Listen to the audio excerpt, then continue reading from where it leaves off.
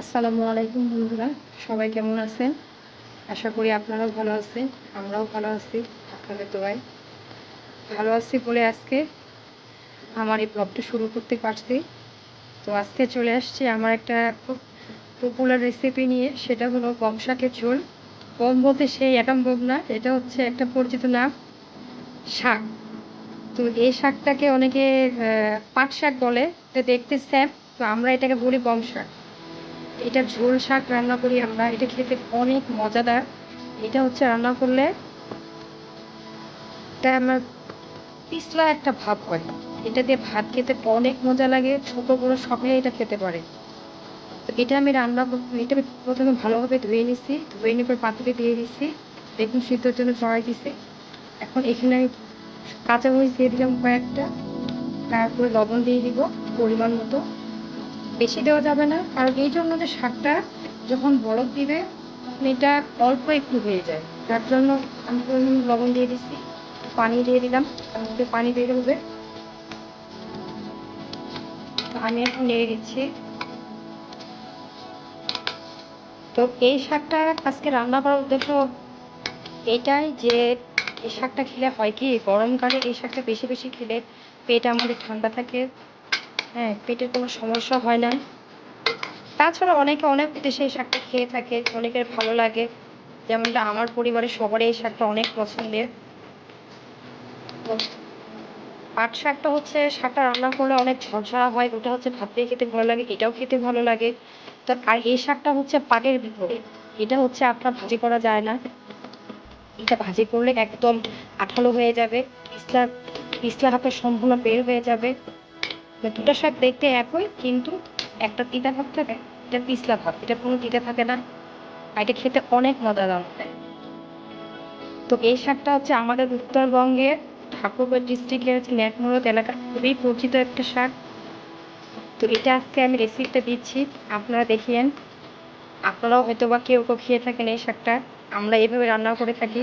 এভাবে এই শাকটা আমি সিদ্ধ করে নিব, সিদ্ধ করে তখন শেষে এটা আমি রসুন দিয়ে বাগার দিব। তো আপনারা কে কীভাবে রান্না করেন জানায়েন অবশ্যই কমেন্টে। আর কার কার খেতে ভালো লাগে সেটাও জানায়েন। আর আমার কথার মধ্যে যদি কোনো ভুল ত্রুটি হয়ে থাকে সেটাও জানায়েন, কারণ আমি নতুন ব্লগার, আমি তেমন ভালোভাবে কথা বলতেও পারি না, কথার মধ্যে অনেক ভুলও হয়ে যাচ্ছে, সেটার জন্য আগে ক্ষমা চেয়ে নিচ্ছি। তো ঠিক আছে, চলেন দেখি শাকটা কেমনভাবে রান্না করা যায় আর রান্না শেষে কেমনভাবে দেখতে লাগে। দেখুন আমার শাকটা একদম সিদ্ধ হয়ে গেছে, কালারটা অনেক সুন্দর আসছে, মাশাআল্লাহ সবুজ কালারে আছে। তো এটা আমি এখন দিয়ে বাগার দিব, তার জন্য একটু ঘেটে নিচ্ছি। শাকটা ঘেটে দিলে হয় কি, তো একটু ভাঙা ভাঙা হয়, দেখতে ভালো লাগে। আর গোটা গোটা পাতা দেখতে তো খুব একটা ভালো লাগে না, মনে হয় শাকটা আস্ত আছে। তো তার জন্য আমি একটু ঘেটে নিচ্ছি। কেউ শাকের মধ্যে পেঁয়াজ দেয়, আমার ভালো লাগে না। কেউ আবার কি করে যে শাকের মধ্যে রসুনটা দিয়ে দেয় আর করে বাগার দেয়, এক একজনে এক একভাবে রান্না করে। তো আমি কি করি, শেষে শাকটা ঢেলে নিয়ে পাতিলে আবার রসুন দিয়ে বাগার দেয়। তো আমাকে ওই শেষে বাগারের স্মেলটা অনেক।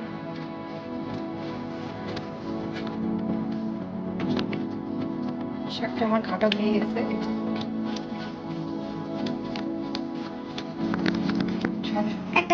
শাকটা আমি এখন পাতিলে ঢেলে নিব।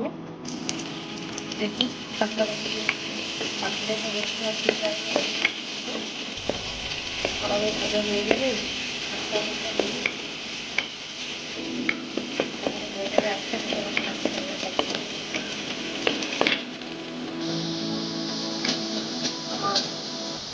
ভাজা হয়ে গেছে, করে শাকটা দিয়ে দিব। শাক দিয়ে দিচ্ছি, হবে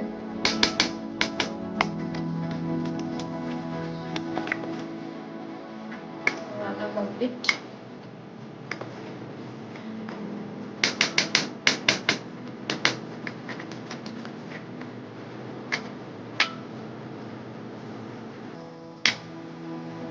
ঠিক আছে, আজকের মতো আল্লাহ হাফিজ।